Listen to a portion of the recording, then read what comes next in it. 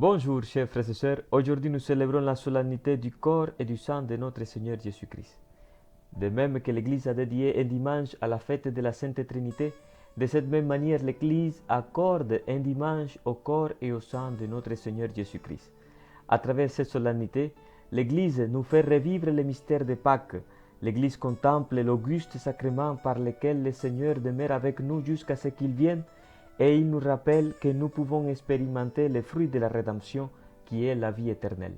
La première parole que nous allons écouter est tirée du livre de Deutéronome.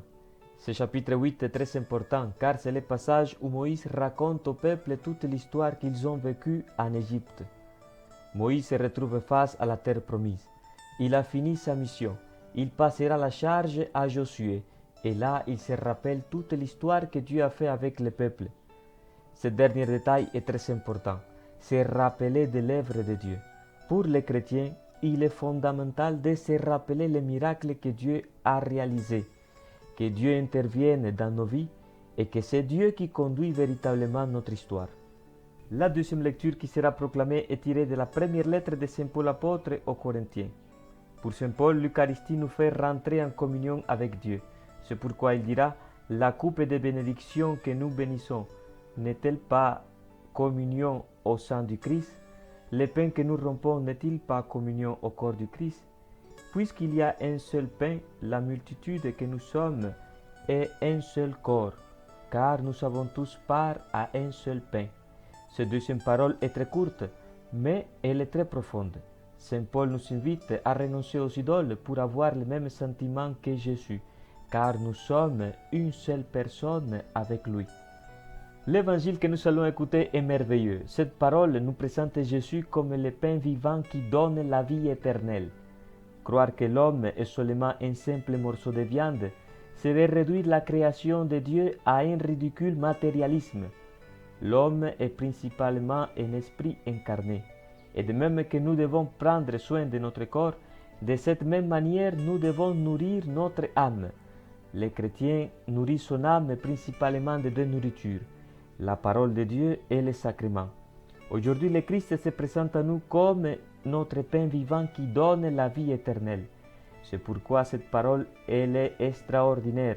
Elle nous place une fois de plus devant l'infini amour que Dieu a manifesté en son Fils Jésus. Le Christ est le pain qui est descendu du ciel et qui se donne en nourriture. Manger ce pain signifie vivre en communion avec lui. Nous pouvons nous poser la question, pourquoi le Seigneur se présente à nous comme une nourriture? Je pense que c'est parce que la nourriture, comme la boisson, sont indispensables pour vivre. Alors, nous comprenons que Jésus se présente comme une nécessité. Nous avons besoin de lui. Beaucoup de fois, nous vivons notre vie chrétienne comme quelque chose de facultatif. C'est quand nous avons un problème, une situation difficile, un souci, que nous nous approchons de Dieu. Non, frères et sœurs, aujourd'hui le Seigneur nous invite à vivre de ce qui véritablement peut nous nourrir et nous rassasier. Il est très important que nous puissions nous poser la question, qu'est-ce qui nous donne la vie aujourd'hui? Le travail, l'argent, le sexe, les affections, la vanité, la mode, qu'est-ce qui nous donne la vie aujourd'hui? C'est une question que chacun devrait répondre en toute sincérité. Le Seigneur nous invite aussi à l'authenticité. Nous sommes appelés à être des tabernacles vivants, à vivre notre vie de chrétien dans la vérité.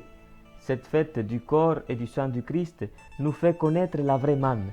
Le Christ est la vraie nourriture pour la vie présente et pour la vie future. Aujourd'hui, plus important que la procession, que l'exposition du Saint-Sacrement et que les rites que nous allons faire pendant la liturgie, il est fondamental que nous puissions communier au corps et au sang du Christ. Un chrétien ne peut pas vivre sans l'Eucharistie. Et le Seigneur se fait pain pour que nous puissions le manger, pour que nous puissions être une seule chair avec lui. Si nous ne pouvons pas communier, alors nous ne pouvons pas avoir la vie éternelle en nous. Le Seigneur lui-même l'a affirmé à travers cette parole. Celui qui mange ma chair et qui boit mon sang, celui-là a la vie éternelle. Qu'est-ce que cela signifie avoir la vie éternelle? Que nous n'allons pas mourir physiquement? Non. Cela signifie que nous pouvons vivre déjà l'éternité. Et vivre l'éternité signifie aimer, mourir à nous-mêmes pour donner la vie au monde. Courage, demandons donc, chers frères et sœurs, la grâce de contempler la donation totale de Dieu dans le Saint-Sacrement de l'Eucharistie. J'espère que cette célébration du Corpus Christi suscite en nous l'amour envers Dieu, envers son Église et envers notre prochain.